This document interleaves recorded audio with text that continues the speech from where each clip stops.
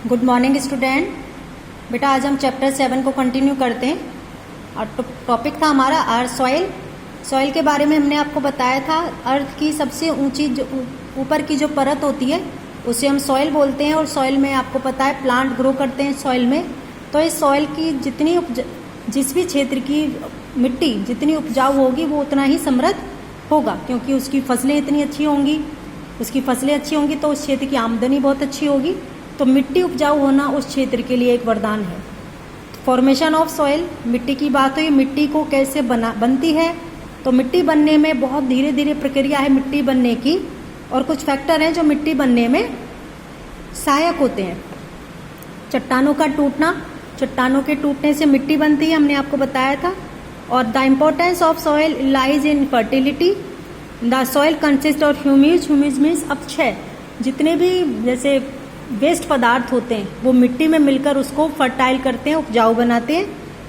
और सबसे पहला जो कारक था मिट्टी की दशा को प्रभावित करने का वो था आपका type of parent rock. Parent rock means वो चट्टान जो मिट्टी बनने के लिए उत्तरदायी है, जिससे मिट्टी बनी है, जिसके ब्रेक होने से मिट्टी का उत्पादन हुआ है, वो किस टाइप का, उसका प्रकार किस टाइप का है, ये मिट्टी बनने का प्रमुख कारण होता है।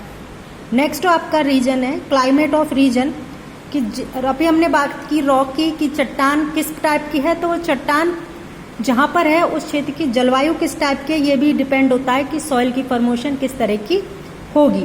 Soil formation greatly depend on the climate. मिट्टी का बनना किस पर निर्भर होता है, जलवायु पर। Soil from different climate zone show dysenteric characteristics. अलग अलग जलवायु की मिट्टी में अलग अलग विभिन्न प्रकार की विशेषताएं पाई जाती हैं। Temperature and moisture affect the weathering rocks to a great extent. तापमान और नमी किसको प्रभावित करती है, मिट्टी को प्रभावित करते हैं। Wind move sand and their particle from one location to other. हवा के द्वारा मिट्टी के जो पार्टिकल होते हैं, मिट्टी के जो कण होते हैं, वो एक स्थान से दूसरे स्थान पर पहुंचा दिए जाते हैं। ये भी मिट्टी को प्रभावित करने का कारण है।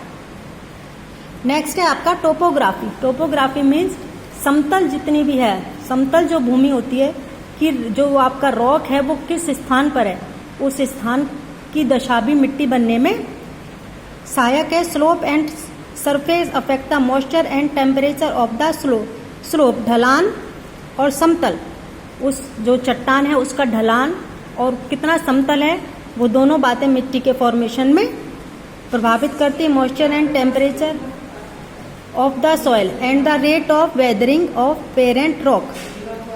Steep slopes facing the sun are warmer.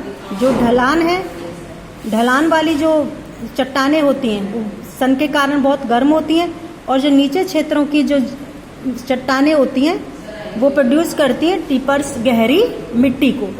ये आपको हमने कारक बताए कि कौन कौन से कारक हैं मिट्टी के बनने के। नेक्स्ट है मिट्टी को बेटा बायोलॉजिकल फैक्टर भी कुछ प्रभावित करते हैं, जैविक कारण। अब हमारे जैविक कारण कौन कौन से हैं, plant, animal, fungi, bacteria and human activity affect soil formation. ये सभी पौधे, जानवर, फंगी, बैक्टीरिया और मानवीय गतिविधियां भी मिट्टी के बनने में सहायक हैं, उसे प्रभावित करती हैं। एनिमल डिग बोरो। अब एनिमल क्या करते हैं, अपना बिल खोदते हैं मिट्टी में। And micro organism mix soil. और मिट्टी जब बिल खोदते हैं तो जो भी कण होते हैं, उपजाऊ कण, या जो कह लीजिए कि आप जो भी खाना है या जो भी पक्षियों के द्वारा इधर से उधर किया जाता है, वो सारे कहाँ पे मिल जाते हैं, हमारे मिट्टी में। Forming pores in the soil and allow moisture and gases to seep into deep layer. और ये सब मिलकर नीचे गहराई में जाकर उसकी रूट को बनाते हैं। In the same way plant root open channel in the soil. और जिसके कारण जो प्लांट की जो रूट होती हैं वो अच्छी तरह ग्रो करती हैं, कहाँ पर, मिट्टी में। तो हमने आपको बताया जैविक कारण कौन कौन से हैं, प्लांट, एनिमल, फंगी, बैक्टीरिया और मानवीय गतिविधियां।